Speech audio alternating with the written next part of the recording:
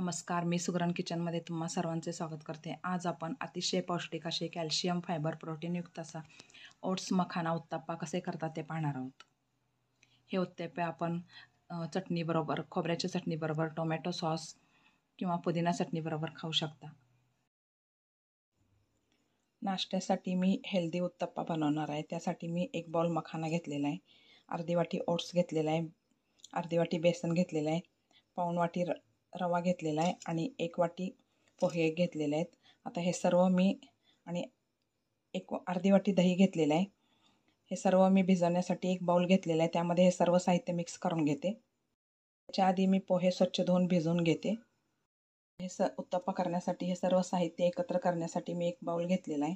त्यामध्ये आधी मखाने घालते, त्यानंतर रवा, आपण नेहमी उपमा शिरा करण्यासाठी जो रवा वापरतो तो रवा वापरलेला आहे, अर्धी वाटी ओट्स, भिजवलेले पोहे, स्वच्छ धुवून भिजवून घेतलेले आहेत पोहे, अर्धी वाटी बेसन, अर्धी वाटी दही घेतलेला आहे। आधी दही घालून मिक्स करून घेते, त्यानंतर आपण थोडंसं पाणी घालून मिक्स करून घेऊया। तर उत्तप्पा करण्यासाठी आपण मखाने, ओट्स, रवा, पोहे, बेसन, दही सर्व मिक्स करून घेतलेलं आहे। आता हे थोडंसं कोरडं वाटतं आहे। आता ह्यामध्ये मी 1 वाटी पाणी घालून मिक्स करून झाकून ठेवते। त्यानंतर अर्ध्या तासाने आपण हे सर्व मिक्सरमधून बारीक करून घेऊया। आता हे पाणी घालून मिक्स करून ठेवते आणि ह्याच्यावर झाकण लावून अर्धा तास झाकून ठेवते।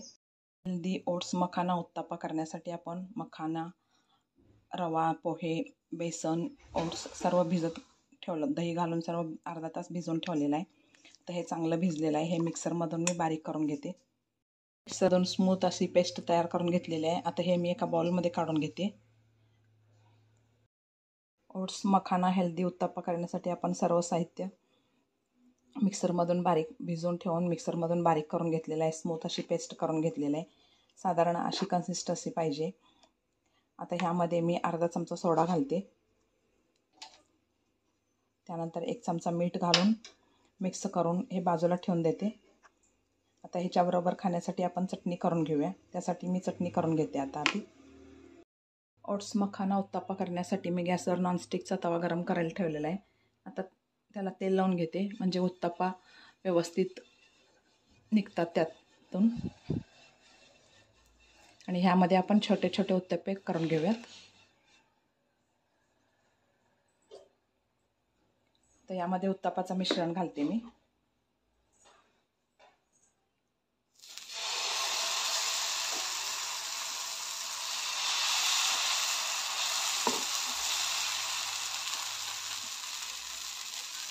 उत्तप्पा थोडा जाडसरच असतो, त्यामुळे मी जाडसरच घालून घेतलेला आहे। आता त्यावर बारीक चिरलेला कांदा, टोमॅटो,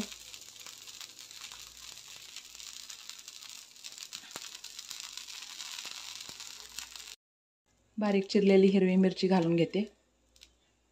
त्या एका बाजूने चांगल्या भाजल्यावर उलटून घ्यायचं आहे। ओट्स मखाना उत्तप्पा एका बाजूने चांगला भाजलेला आहे। आता मी हे उलटून घेते।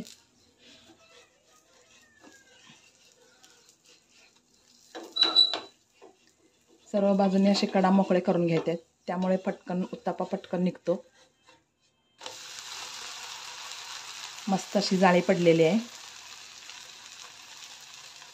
उत्तप्पा दोन्ही बाजूनी चांगला भाजलेला आहे। हे मी एका डिशमध्ये काढून घेते। असेच बाकीच्या पिठाचे उत्तप्पा करून घेते। ओट्स मखाना उत्तप्पा तयार झालेला आहे, ते मी एका डिशमध्ये काढून घेतलेला आहे।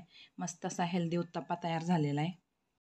नवीन आणि छान छान हेल्दी रेसिपी पाहण्यासाठी माझ्या चॅनलला लाईक, शेअर आणि सबस्क्राईब